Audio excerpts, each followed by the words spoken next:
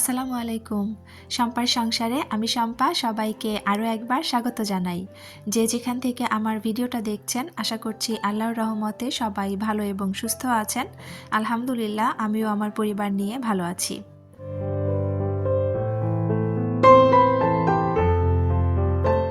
আজকের ভিডিওটাও শুরু করেছি যথারীতি সকাল থেকেই, কিন্তু সকালের নাস্তা আমাদের হয়ে গিয়েছে, মানে অফ ক্যামেরায় আমি নাস্তা করে নিয়েছি। আর তারপরে একটু টেবিলটা ভালো করে মুছে নিচ্ছিলাম। টেবিল কিন্তু দেখা যায় প্রতিদিনই রাতের বেলা খাওয়া দাওয়ার পরেও আমি একবার মুছে রাখি, আবার কিন্তু সকালবেলা খাওয়া দাওয়ার পরে আরেকবার মুছি। তো এখন হচ্ছে টেবিলটা মুছে নিয়ে তারপরে হচ্ছে সুন্দর করে টেবিলের উপর যা আছে এগুলো সব মুছে গুছিয়ে রেখে দিলাম।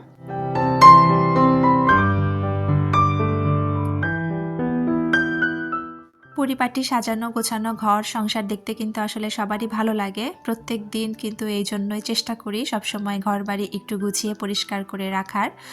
তো যাই হোক, তারপরে আমি কিন্তু হচ্ছে অফ ক্যামেরাতেই রান্না বান্না শুরু করে দিয়েছিলাম। হচ্ছে আমি গরুর মাংসটা আজকে প্রেশার কুকারে রান্না করেছি। তো প্রেশার কুকারে মাংসটা বসিয়ে দিয়ে তারপরে কিন্তু আমি ঘরের কাজগুলো করতে গিয়েছিলাম। তার কারণ হচ্ছে যে আমার হচ্ছে আজকে ঘুম থেকে উঠতে দেরি হয়ে গিয়েছে। আর ঘুম থেকে উঠতে দেরি হলে কিন্তু দেখা যায় যে একটা কাজের ফাঁকে যদি আরেকটা কাজ না করা যায় সেই ক্ষেত্রে কাজের অনেকটা দেরি হয়ে যায়। যার কারণে আমি হচ্ছে এদিকে রান্না বসিয়ে ওইদিকে কিন্তু ঘরের কাজগুলো করে নিচ্ছিলাম।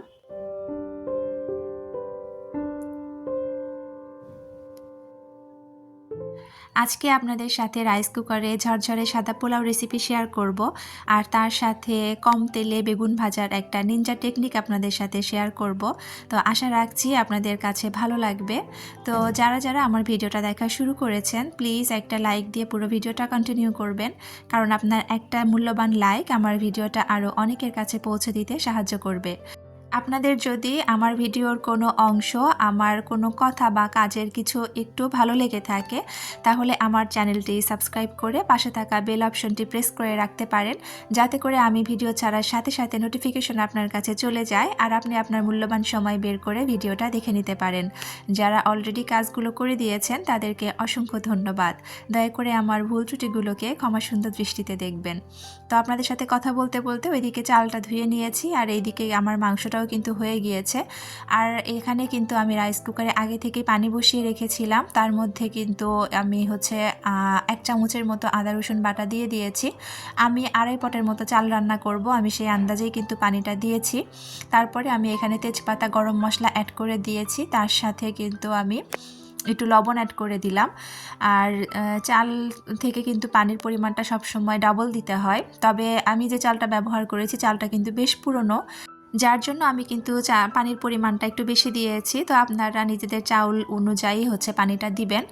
তো আমি ওইদিকে পানি বসিয়ে দিয়ে এদিকে হচ্ছে বেগুনটা কেটে রেখেছিলাম। এখন আমি বেগুনটা সুন্দর করে ম্যারিনেট করব। তো বেগুনটা কী দিয়ে ম্যারিনেট করছি সেটা শেয়ার করছি। এখানে আমি হচ্ছে পরিমাণ মতো লবণ দিয়ে দিলাম আর তার সাথে হচ্ছে হলুদ দিয়ে দিব। সাধারণত বেগুন ভাজিতে আমি মরিচের গুঁড়া ব্যবহার করি না, তবে আজকে মরিচের গুঁড়া দিচ্ছি। তার কারণ হচ্ছে আমি এখানে সামান্য পরিমাণ একটু চিনি অ্যাড করব, যার জন্য কিন্তু আমি একটু মরিচের গুঁড়াও দিয়েছি আর 1/2 চামচের চেয়েও কিন্তু আমি একটু কম চিনি ব্যবহার করেছি। আর দিব সামান্য পরিমাণ একটু সরিষার তেল। এখন সুন্দরভাবে আমি এই মশলাগুলো দিয়ে আমি বেগুনটা মেখে নেব। এইভাবে হালকা কয়েক দানা চিনি আর সরিষার তেল দিয়ে বেগুন ম্যারিনেট করে রাখলে কিন্তু খেতে অনেক বেশি মজা হয়। এই বেগুনের টেস্ট কিন্তু খুব ভালো লাগে। যে কোনো ভাজির ক্ষেত্রেই দেখবেন অতিরিক্ত মশলা কিন্তু খেতে ভালো লাগে না, সেটা হোক বেগুন ভাজি বা পটল ভাজি বা যে কোনো ভাজি বলেন না কেন। একদম কম মশলা দিয়ে একদম গায়ের সাথে কিন্তু সেরকম মশলা থাকবে না, ওই রকম আন্দাজে মশলা দিতে হবে, তাহলে কিন্তু দেখবেন যে ভাজিটা খেতে মজা হয়। আর এইদিকে হচ্ছে পোলার যে পানিটা আমি বসিয়ে রেখেছিলাম, পানি কিন্তু গরম হয়ে গিয়েছে, মানে বলক উঠে গিয়েছে। তো এই পর্যায়ে আমি যে চালটা ধুয়ে রেখেছিলাম সেই চালটা আমি ঢেলে দিব। অনেকেই আছেন যারা চুলায় কিন্তু চালটাকে ভেজে তারপরে হচ্ছে রান্না করেন, কিন্তু যখন কোনো তাড়াহুড়ো থাকে তখন কিন্তু এইভাবে একদম ডিরেক্ট চালটা না ভেজেও কিন্তু রান্না করা যায়, এটাও কিন্তু বেশ ঝরঝরে হয়। আমার যখন বেশ তাড়াহুড়ো থাকে, হয়তো রান্নার আমার সময়টা কম আছে, তখন কিন্তু আমি ঠিক এইভাবে রান্না করি। তো সেটাই কিন্তু আপনাদের সাথে শেয়ার করছি। আমি কিন্তু চালটা ভেজে নেইনি। তো এখন আমি কয়েকটা আন্দাজ মতো 3-4টার মতো কাঁচামরিচ দিয়ে দিয়েছি। আর হচ্ছে চাউলগুলো ঢেলে সুন্দর করে একটু নাড়াচাড়া করে আমি ঢেকে দিয়েছি। আর আমি কিন্তু সবসময় দেখা যায় যে রান্নার ফাঁকে ফাঁকে যে বাসনগুলো বের হয় সেগুলো সবসময় ধুয়ে রাখার চেষ্টা করি। আর রান্না শেষ করে যেগুলো বের হয় সেগুলো তো একেবারেই ধুয়ে রাখি যাতে আমার ঝামেলাটা কম হয়। তো এখানে এই যে প্রেশার কুকারে যেহেতু গরুর মাংসটা রান্না করেছিলাম, তো ভাবলাম যে একবারে সব এখন এগুলো ধুয়ে রেখে দিই, তাহলে আমার জন্য সুবিধা হবে। তো এই যে আমি এখন সবগুলো বাসন এখন সুন্দর করে ধুয়ে এখানে রেখে দিব।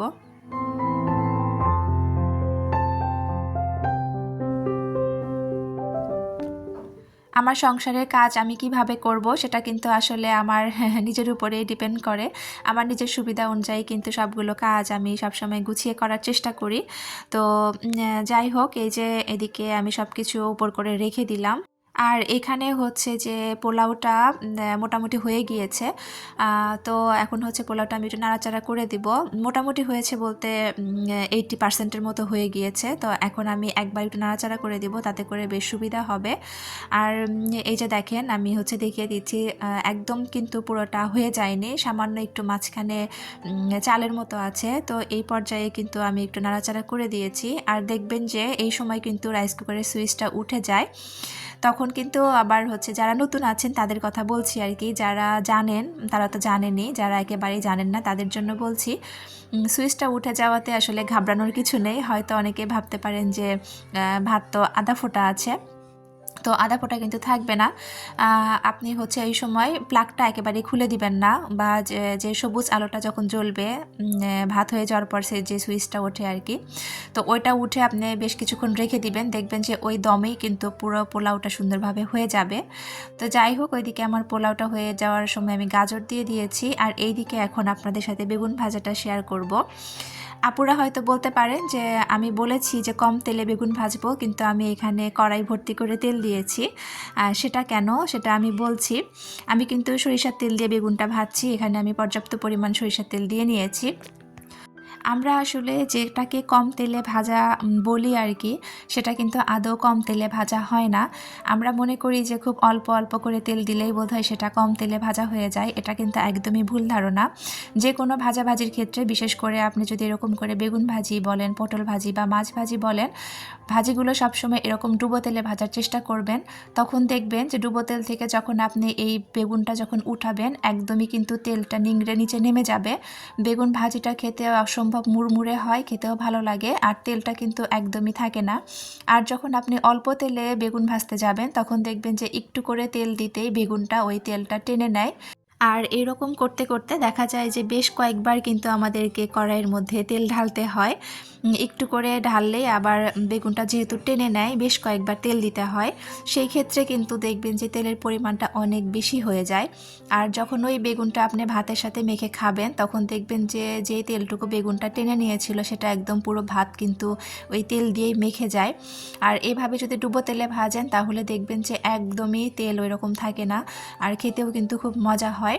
তো যারা জানেন তারা তো জানেনই, আবারও কথাটা বলছি আর কি। আর যারা জানেন না, একবার ট্রাই করে দেখবেন। আর এই যে এদিকে কিন্তু আমার পোলাওটা সুন্দরভাবে হয়ে গিয়েছে, অনেক সুন্দর ঝরঝরে হয়েছিল মাশাল্লাহ। তেল দিয়ে ভাজলে দেখা যায় আরও অনেক বেশি ঝরঝরে হয়, কিন্তু তেল দিয়ে না ভেজেও কিন্তু বেশ সুন্দর হয়। কম সময়ের মধ্যে তাড়াহুড়ো থাকলে কিন্তু খুব ভালোভাবেই হয়ে যায় আর কি। তো এদিকেও আমার বেগুনগুলো কিন্তু সবগুলো ভাজা হয়ে গিয়েছে। তো এটা হচ্ছে আমাদের শুক্রবারের স্পেশাল খাবার ছিল, এটাই আমাদের কাছে স্পেশাল আলহামদুলিল্লাহ। তো মোটামুটি ভিডিও শেষ পর্যায়ে চলে এসেছি। প্রত্যেককেই আমার পরবর্তী ভিডিও দেখার আমন্ত্রণ জানিয়ে আর আপনাদের সবার সুস্থতা কামনা করে এখানেই বিদায় নিচ্ছি। আল্লাহ হাফেজ, আসসালামু আলাইকুম।